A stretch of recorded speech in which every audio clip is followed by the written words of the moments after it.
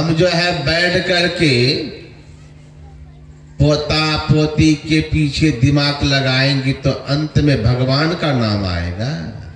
नहीं आएगा। लोग कहते क्या बाबा, क्या आप लोग कम उम्र में घर द्वार छोड़ करके बाबा जी बन गए? अरे ये तो चौथेपन में बूढ़ा बूढ़ी का काम है। आजकल भी कहते बूढ़ा बूढ़ी का काम है, ये तो नौजवान का काम थोड़ी। आवाज बैठ गया जी, ये नौजवान का काम नहीं है। तो बताइए, ये नौजवान का काम नहीं तो बूढ़ा बूढ़ी का काम होता है। बूढ़ा बूढ़ी को करना चाहिए ना, कि पूछे ना बूढ़ा बूढ़ी को, दीक्षा लिए है बाबा? नहीं बाबा, दीक्षा तो नहीं ली, लेकिन हम सत्संग सुनते हैं। बजते बजते आवाजें बैठ जाता है। सत्संग सुनते हैं बाबा, खूब गुरु महाराज के प्रति बहुत श्रद्धा है। देखिए घर में हम गुरु महाराज का फोटो लगा के रखे हैं, प्रतिदिन धूप बत्ती फूल चढ़ाते भी हैं। ये पूजा है, इससे काम चलेगा?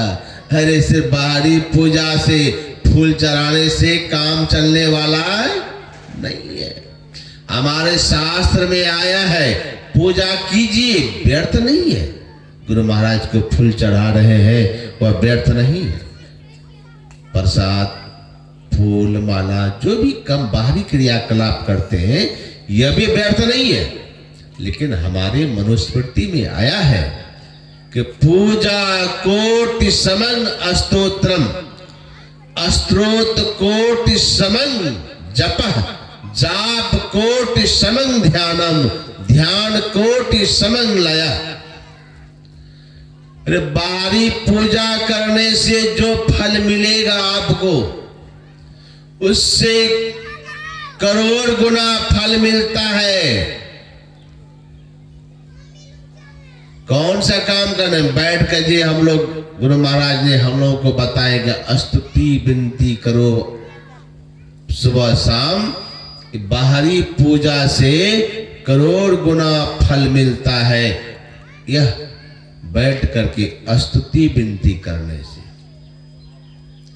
पूजा कोटि समं स्तोत्रम, पूजा से जितना फल मिलता है उससे करोड़ गुना फल मिलता है स्तुति विनती करने से। अब बताइए, सिर्फ फूल चढ़ाने से काम चलेगा? नहीं चलेगा, स्तुति विनती भी करना पड़ेगा। और स्तुति विनती भी करते हैं खूब, दीक्षा लिए नहीं तो फिर भी काम नहीं चलेगा। तो स्तोत्र कोटि समं जपः। आजकल कहते हैं हाँ दीक्षा लिए है बाबा। कौन, कहाँ दीक्षा लिए? आए थे मथुरा से पंडित जी, वही कान में मंत्र फूक के गए थे। तो कन फुक्का गुरु से काम नहीं चलेगा, कान में मंत्र फूक दिया, बैठ कर मंत्र जप रहे हैं मंत्र, उससे भी काम चलने वाला सिर्फ नहीं है। स्तोत्र कोटि समं जपः, करोड़ गुना फल तो मिलेगा, लेकिन जाप कोटि समं ध्यानम, जाप करने से ही सिर्फ काम नहीं चलेगा, जाप से आगे वाला काम कीजिए। कौन ध्यान? एक नाम का जाप, फिर एक रूप का ध्यान। मानस जाप मानस ध्यान, जाप कोटि समं ध्यानम। सिर्फ ध्यान कर रहे, मानस जाप मानस ध्यान की क्रिया कर रहे हैं, अब बिंदु ध्यान का पता नहीं है, तो फिर भी आपका पूरा कल्याण नहीं होगा। ये मानस जाप और मानस ध्यान क्या है? ये सगुण भक्ति है, यह सगुण साकार की भक्ति है। ये भक्ति की शुरुआत है, लेकिन पूर्णता को अगर पाना चाहते हैं तो दृष्टि योग और शब्द योग की साधना आपको सीख करके करना पड़ेगा। ध्यान कोटि समं लयः,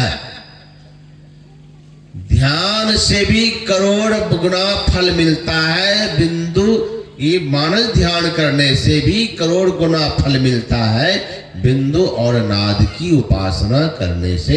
इसलिए बिंदु ध्यान और नाद ध्यान हम लोग प्रतिदिन गाते हैं।